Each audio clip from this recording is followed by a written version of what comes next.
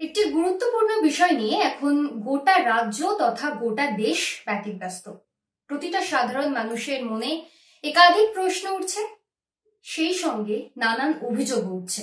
আসলে অভিযোগের কি কখনো শেষ হয়? কথাও নয়। ধারাবাহিকভাবে যখন সন্ত্রাস চলতে থাকে, মানবাধিকার লঙ্ঘনের মতন একের পর এক ঘটনা ঘটে, তখন শুভ বুদ্ধিসম্পন্ন মানুষরা যে গর্জে উঠবেন, এটাই তো খুব স্বাভাবিক বিষয়। বাংলাদেশের ইস্যুতেও বলতে গেলে এখন সেটিই হচ্ছে। বাংলাদেশের যিনি এই মুহূর্তে প্রধানমন্ত্রী রয়েছেন, ডক্টর মোহাম্মদ ইউনূস, তার যেন নোবেল পুরস্কার ফিরিয়ে নেওয়া হয়, এমনই দাবি এখন প্রত্যেক মানুষের মনেই বলা যেতে পারে। কিন্তু চারিদিক থেকে এই যে নোবেল পুরস্কার ফিরিয়ে নেওয়ার দাবি উঠছে, তা কি আদতেও সম্ভব?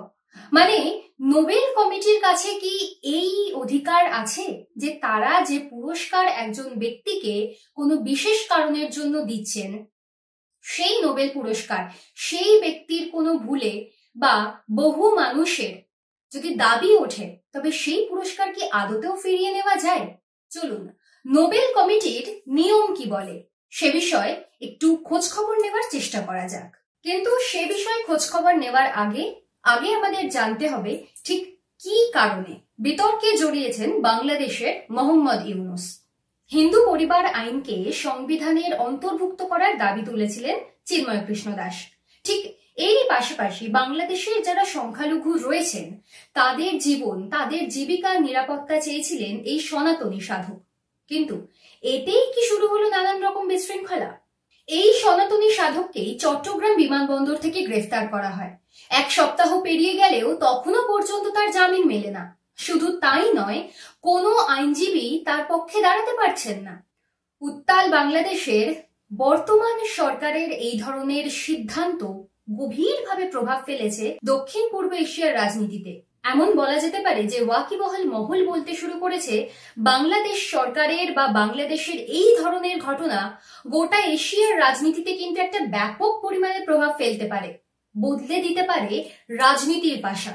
সংখ্যালঘু সম্প্রদায়ের উপর বাংলাদেশ সরকারের এমন ধরনের ঘটনা এমন সঙ্গীন ছবিতে শুধুমাত্র ভারতবর্ষ নয়, কেঁপে উঠেছে সমস্ত দেশই।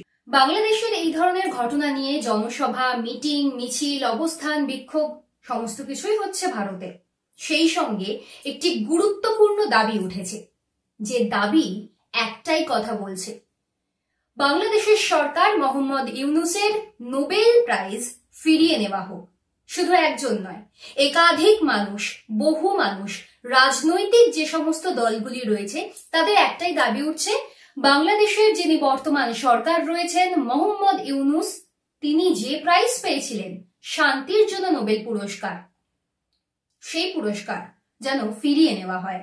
দিন কয়েক আগেই বাংলার বিজেপি নেত্রী তথা সাংসদ অগ্নিমিত্রা পাল তিনি দাবি তুলেছিলেন, মোহাম্মদ ইউনূসের যেন এই নোবেল পুরস্কার ফিরিয়ে নেওয়া হয়, এবং নোবেল কমিটির কাছে তিনি সেই আবেদন করেছিলেন যে বাংলাদেশ সরকার শান্তির জন্য, যে মোহাম্মদ ইউনূস শান্তির জন্য নোবেল পুরস্কার পেয়েছিলেন, তার থাকাকালীন বাংলাদেশ কি করে অশান্ত হতে পারে, এমনটাই দাবি তুলেছিলেন তিনি। এবং কি বলেছিলেন অগ্নিমিত্রা পাল, সেই ভিডিওটা একবার শোনাবো আপনাদের।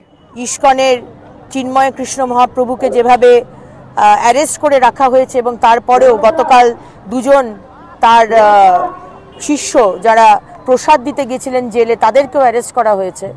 এই অন্যায় আমরা সহ্য করব না।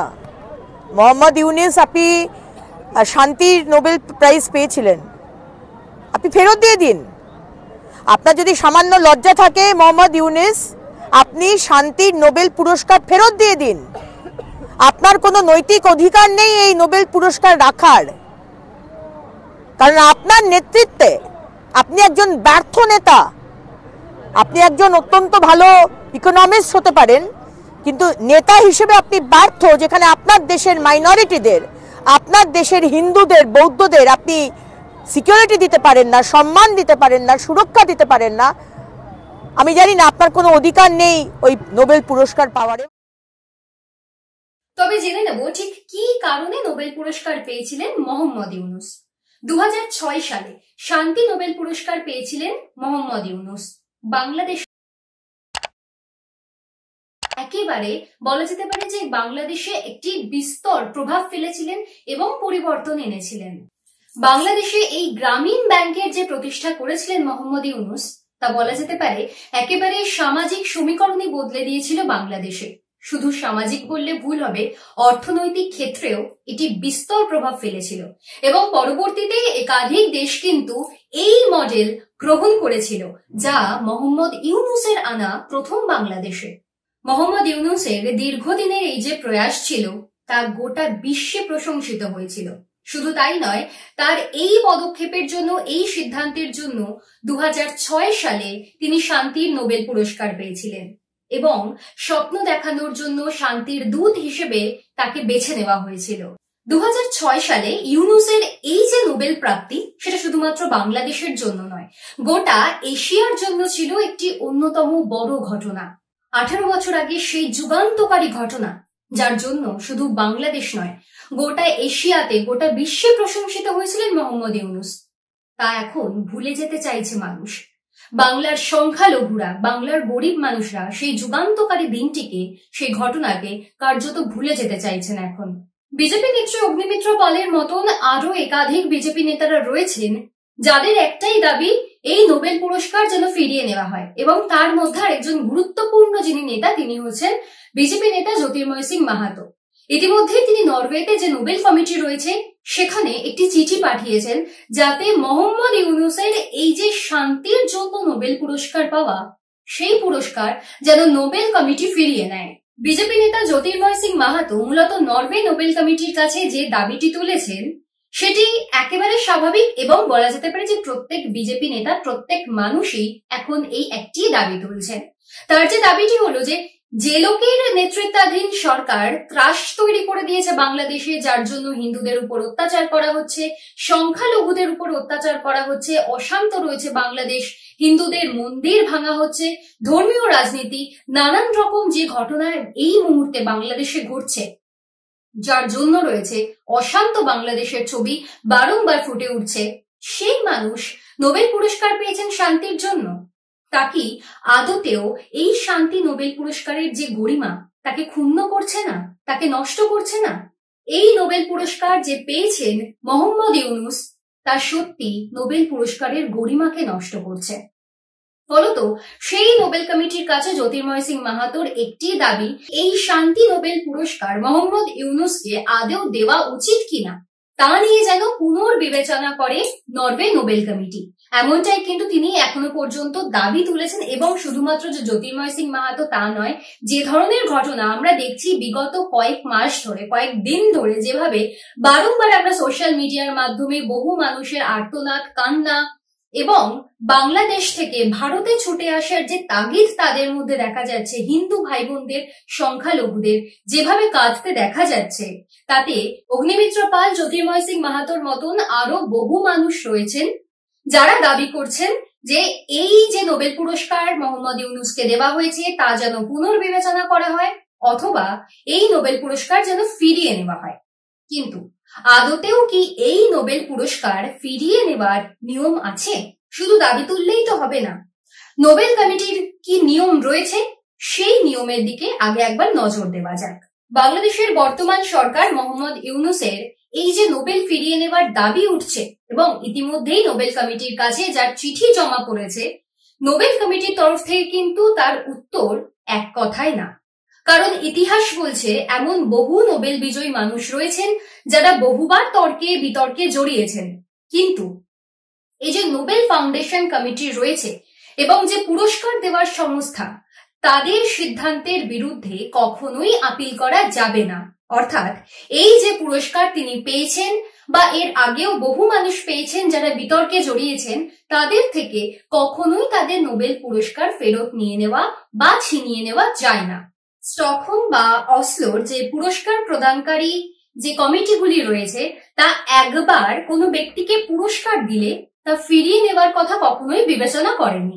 এমনকি নীতিগতভাবে শান্তি পুরস্কার প্রাপ্ত যে সমস্ত বিজয়ীরা রয়েছেন, তারা এই পুরস্কার পাওয়ার পরে কি বলতে পারেন, কি বলতে পারেন না, কি করতে পারেন, এমনকি ভবিষ্যতে কি করবেন সে সম্পর্কে কোনো রকমই কোনো মন্তব্য করে না নোবেল কমিটি। এবং শুধু তাই নয়, যে ব্যক্তিকে পুরস্কার দেওয়া হচ্ছে সেই পুরস্কার দেওয়ার সিদ্ধান্তের আগে পর্যন্ত সেই মনোনীত ব্যক্তি কি কি কাজ করেছেন সেটির উপর বিচার করেই মূলত এই পুরস্কার দেওয়া হয়ে থাকে। কিন্তু পুরস্কার পাওয়ার পরে সে ব্যক্তি কি বলতে পারেন বা কি করতে পারেন সে বিষয়ে নোবেল কমিটি কোনো সিদ্ধান্ত নিতে পারেন না এবং কোনো মন্তব্য করতে পারেন না। এমনকি পুরস্কার ফিরিয়ে নেওয়ারও কোনো সিদ্ধান্ত নোবেল কমিটি বিবেচনা করেনি। ফলত নোবেল পুরস্কার জয়ী মোহাম্মদ ইউনূসের যে নোবেল ফিরিয়ে নেওয়ার জন্য বারংবার দাবি উঠছে, একাধিক দাবি উঠছে, তা আদতেও সম্ভব নয়। এবং শুধু তাই নয়, মোহাম্মদ ইউনূস কিন্তু এ বিষয়ে একা নন। ইতিহাসে দেখা গিয়েছে এমন বহু নোবেল জয়ী, নোবেল প্রাপ্ত যে সমস্ত মানুষরা রয়েছেন, যারা বহু রাজনৈতিক কারণে হতে পারে কিংবা নানান কারণে তারা বিতর্কে জড়িয়েছিলেন, এবং তাদের ক্ষেত্রেও কিন্তু এই একই দাবি উঠেছিল যাতে তাদের এই পুরস্কার, তাদের এই নোবেল পুরস্কার ফিরিয়ে নেওয়া হয়। কিন্তু আদতেও সে সমস্ত কোনো ঘটনা ঘটেনি এবং নোবেল পুরস্কার ফিরিয়ে নেওয়া হয়নি। ফলত মোহাম্মদ ইউনূসের ক্ষেত্রেও যে এমনটাই ঘটবে সেটিই স্বাভাবিক। ফলত এক কথায় বলতে গেলে বিতর্ক যতই থাকুক না কেন, মোহাম্মদ ইউনূসের এই নোবেল পুরস্কার ফিরিয়ে নেওয়ার মতো ঘটনা আদতেও ঘটবে না। কিন্তু যদি ঘটে, তবে নোবেল ফিরিয়ে নেওয়ার ইতিহাসে প্রথম মুখ হবেন বাংলাদেশের অন্তর্বর্তীকালীন সরকারের মাথা মোহাম্মদ ইউনূস, যার নোবেল পুরস্কার ফিরিয়ে নেওয়া হবে। নমস্কার, আমি পিয়ালি। রাজ্য রাজনীতি থেকে দেশ বিদেশের সমস্ত খবরের আপডেট পেতে চোখ রাখুন বেঙ্গল পলিটিক্সে। লাইক করুন, শেয়ার করুন এবং সাবস্ক্রাইব করুন।